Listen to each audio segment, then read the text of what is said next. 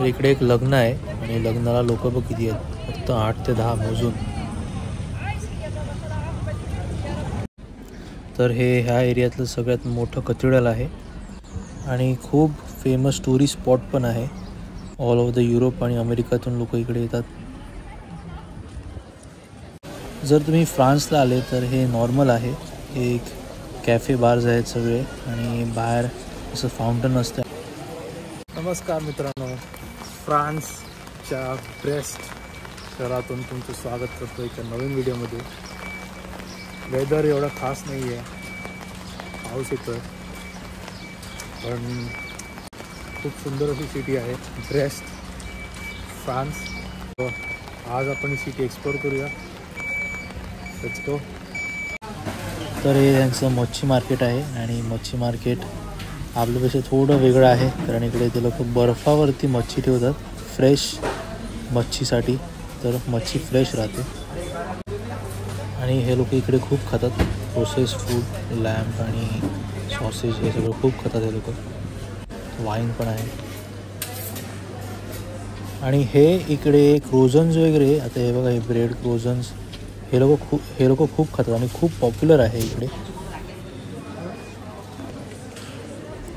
आता हा भाजीपाला सगळा इम्पोर्ट होतो इकडे. वेदर एवढं काही खास नाही आहे की हे उगवू शकतात. फक्त इकडे टमॅटो होतात आणि बटाटे होतात, बस एवढंच. बाकी सगळं बाहेरतून येते. तर एक कॅसल आहे खूप मोठा आणि इकडे एक मार्केट आहे. आपलं फ्रायडे मार्केट, वेनेसडे मार्केट असते, लोकल मार्केट असं मार्केट आहे इकडे. आणि इकडे सगळे कपडे आणि सगळं भेटते इकडे. तुम्हाला मार्केटचा एक टूर दाखवतो मी. हे सगळं बॅग्स वगैरे सगळं चायनातून आलेलं आहे. फक्त स्वेटर हे लोक हँडमेड इकडे बनवतात वूलचं, म्हणजे वूल असते तिला मारून तिचं जे अंगावरचं त्याच्याने ब्लँकेट वगैरे बनतात. 100% वूलचं बनवतात हे लोक इकडे आणि म्हणून ते महाग पण विकते इकडे आणि ते स्वतः बनवतात. इकडे पण तुम्ही बघू शकाल लोकल मार्केटमध्ये किती गर्दी असते. आणि चीज, वाईन तर ह्यांचं खूप फेवरेट आहे, चीज आणि वाईन. हे लोक खूप खातात चीज आणि वाईन. आता ऑलिम्पिक्समध्ये तुम्ही बघितलंच असेल की युरोप आणि फ्रान्सचे हे डेव्हलप कंट्रीज कसे छोट्या छोट्या ह्याच्यातून, म्हणून ते लोक प्रॅक्टिस पण इकडे करतात. हे बघा ह्याच्यामध्ये ते लोक प्रॅक्टिस करतात. आणि हे इकडे खूप पॉप्युलर आहे.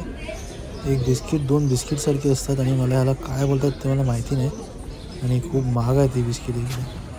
आता मी एकदम सिटीच्या मधोमध आलेलो आहे आणि ब्रेस्ट ही खूप जुनी सिटी आहे. एकदम 1600-1650 सालीची सिटी आहे आणि त्याच्यामुळे बिल्डिंग वगैरे तुम्ही बघू शकतात किती जुन्या आहेत इकडे. आता कॉफी, जेवण किती महाग आहे, किती युरो कसं चालला आहे तो रेट काढा आणि मेन्यू बघा.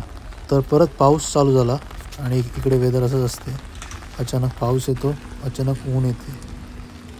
तर आपण आतमध्ये जाऊया इकडे आणि एक झलक घेऊया आतमध्ये जाऊन. हे सगळ्यात जुनं कॅथेड्रल आतमधून कसं दिसतं ते बघूया.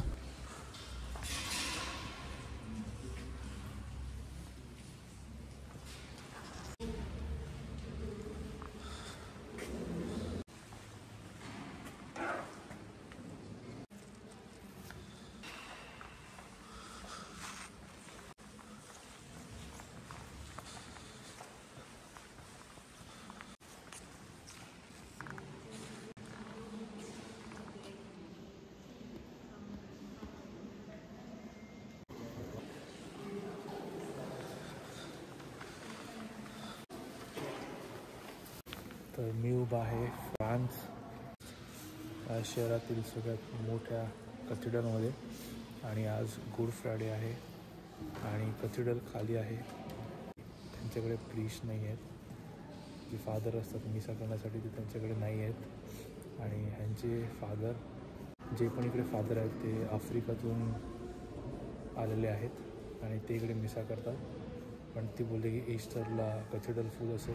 तर हे जे कॅथेड्रल आहे ते 1300 साली 1300sला म्हणजे 750 वर्षापूर्वी बनवायला चालू केलेलं आणि 200 वर्ष लागली कॅथेड्रल कंप्लीट व्हायला.